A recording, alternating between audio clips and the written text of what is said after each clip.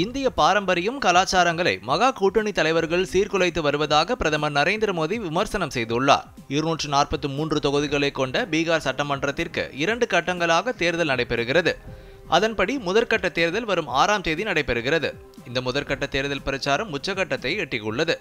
பல்வேறு கட்சிகளின் தலைவர்கள் தங்கள் கட்சி வேட்பாளர்களை ஆதரித்து தினந்தோறும் பொதுக்கூட்டங்களில் பேசி வருகின்றனர். தேசிய ஜனநாயக கூட்டணி வேட்பாளர்களுக்கு ஆதரவாக பிரதமர் நரேந்திர மோடி இன்று பிரச்சாரம் செய்தார். ஆராவில் நடைபெற்ற பொதுக்கூட்டத்தில் பங்கேற்று பேசிய அவர், பீகார் மாநிலத்தின் வளர்ச்சிக்கு தேசிய ஜனநாயக கூட்டணி முக்கியத்துவம் அளித்து வருவதாக தெரிவித்தார்.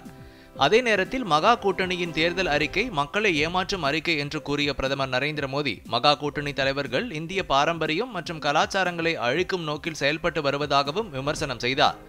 இதனைத் தொடர்ந்து நவாடா மாவட்டத்தில் பொதுக்கூட்டத்திலும் பிரதமர் கலந்து கொண்டு உரையாற்றினார். ஆசிய இளைஞர் விளையாட்டுப் போட்டிகளில் இந்தியா 48 பதக்கங்களை வென்று சாதனை படைத்ததற்கு பிரதமர் நரேந்திர மோடி பாராட்டு தெரிவித்துள்ளார். பிரதமர் வெளியிட்டுள்ள சமூக வலைதள பதிவில், நாட்டின் இளம் தடகள வீரர்கள் தங்களது திறமைகளை அபாரமாக வெளிப்படுத்தி புதிய வரலாறு படைத்திருப்பதாக புகழாரம் சூட்டியுள்ளார். விளையாட்டுகளில் ஓர் அர்ப்பணிப்பு மற்றும் கடும் உழைப்பின் மூலமே இந்த சாதனை சாத்தியமானதாகவும் பிரதமர் நரேந்திர மோடி தெரிவித்துள்ளார். எதிர்காலத்தில் இந்திய இளைஞர்கள் மேலும் பல சாதனைகள் புரிவார்கள் என்று அவர் கூறியுள்ளார். இந்த ஆசிய இளைஞர் விளையாட்டுப் போட்டிகள் பஹ்ரைனில் நடைபெற்றது குறிப்பிடத்தக்கது. வளர்ந்து வரும் அறிவியல் மற்றும் தொழில்நுட்ப புத்தாக்க மாநாடு 2025 பிரதமர் நரேந்திர மோடி நாளை புதுதில்லியில் தொடங்கி வைத்து உரையாற்றுகிறார். பாரத் மண்டபத்தில் நாளை காலை நடைபெறும் தொடக்க விழாவில் தனியார் துறை தலைமையிலான ஆராய்ச்சி மற்றும் மேம்பாட்டு சூழல் அமைப்பை வலுப்படுத்த 1 லட்சம் கோடி ரூபாய் ஆராய்ச்சி மேம்பாடு மற்றும் புத்தாக்க திட்டத்தையும் பிரதமர் தொடங்கி வைக்கிறார். கல்வி, ஆராய்ச்சி நிறுவனங்கள், தொழில்துறை மற்றும் அரசு துறைகளைச் சேர்ந்த 3000க்கும் மேற்பட்டோர் இதில் கலந்து கொள்வார்கள். 3 நாட்கள் நடைபெறும் இந்த மாநாட்டில் செயற்கை நுண்ணறிவு, உயிரி உற்பத்தி, மின்னணுவியல், செமி கண்டக்டர் உற்பத்தி, வளர்ந்து வரும் வேளாண் தொழில்நுட்பங்கள், குவாண்டம் அறிவியல் உள்ளிட்ட 11 முக்கிய கருப்பொருள் பகுதிகள் குறித்து விவாதிக்கப்பட உள்ளன. முன்னணி விஞ்ஞானிகளின் உரைகள், குழு விவாதங்கள், விளக்கப்படங்கள் திரையிடல் உள்ளிட்டவை இந்த மாநாட்டில் நடைபெறும். இந்தியாவின் அறிவியல் தொழில்நுட்ப சூழலை வலுப்படுத்தும் வகையில் ஆராய்ச்சியாளர்கள், தொழில்துறையினர், இளம் அறிவியல் கண்டுபிடிப்பாளர்கள் ஆகியோருக்கு இது ஒரு தளமாக அமையும். நூலகங்கள் கல்வி கற்கும் கோவில்களாக திகழ்கின்றன என்று குடியரசு துணைத் தலைவர் சி.பி. ராதாகிருஷ்ணன் தெரிவித்துள்ளார்.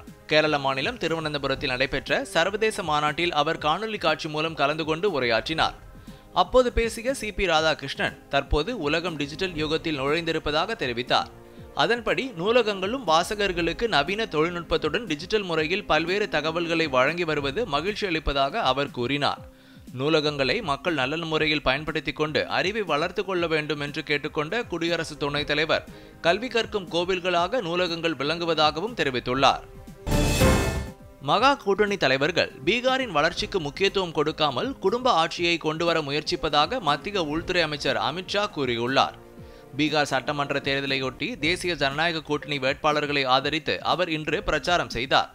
முசாஃபர்பூரில் நடைபெற்ற பொதுக்கூட்டத்தில் பங்கேற்று பேசிய அமித்ஷா, ராஷ்டிரிய ஜனதா தள் மற்றும் காங்கிரஸ் கட்சியை கடுமையாக விமர்சனம் செய்தார்.